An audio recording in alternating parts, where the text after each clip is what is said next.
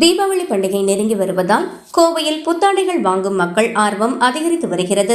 வரும் அக்டோபர் 20ஆம் தேதி தீபாவளி கொண்டாடப்பட உள்ள நிலையில் பொதுமக்கள் கடைகளில் கூட்டமாக திரண்டு புத்தாடைகள், குழந்தைகள் ஆடைகள் மற்றும் பரிசு பொருட்கள் வாங்கி வருகின்றனர். கோவை நகரின் டவுன்ஹால், ஒப்பனக்கார வீதி, பிரகாசம் ரோடு, காந்திபுரம், கிராஸ்கட் சாலை உள்ளிட்ட முக்கிய வணிக பகுதிகளில் உள்ள துணிக்கடைகள், வியாபார மையங்கள் மற்றும் ஷாப்பிங் மால்களில் காலை முதல் இரவு வரை மக்கள் கூட்டம் அலைமோதுகிறது. சாலையோர தற்காலிக கடைகளிலும் அதிக அளவில் மக்கள் திரண்டு பொருட்களை வாங்கும் காட்சிகள் காணப்படுகின்றன. அதிக அளவிலான கூட்டம் காரணமாக அக்டோபர் 12ஆம் தேதி முதல் டவுன்ஹால் மற்றும் காந்திபுரம் பகுதிகளில் சாலையின் இருபுறங்களிலும் போலீசார் பேரிகார்டு அமைத்து நடைபாதை வழியாக மட்டுமே பொதுமக்கள் செல்வதற்கு அனுமதி அளித்து வருகின்றனர். மேலும் குழந்தைகளை பாதுகாப்பாக வைத்துக் கொள்ளவும், பைகளையும் பணப்பைகளையும் கவனமாக வைத்துக் கொள்ளவும் ஒலிபெருக்கி வாயிலாக அறிவுறுத்தல்கள் தொடர்ந்து வழங்கப்பட்டு வருகின்றன. மக்கள் அதிக அளவில் வருவதால் டவுன்ஹால், காந்திபுரம், கிராஸ்கட் சாலை போன்ற முக்கிய சாலைகளில் போக்குவரத்து நெரிசல் ஏற்பட்டது. போக்குவரத்து காவல்துறையினர் நெரிசலை சீர் செய்யும் பணியில் ஈடுபட்டுள்ளனர். வியாபாரிகள் தெரிவித்ததாவது: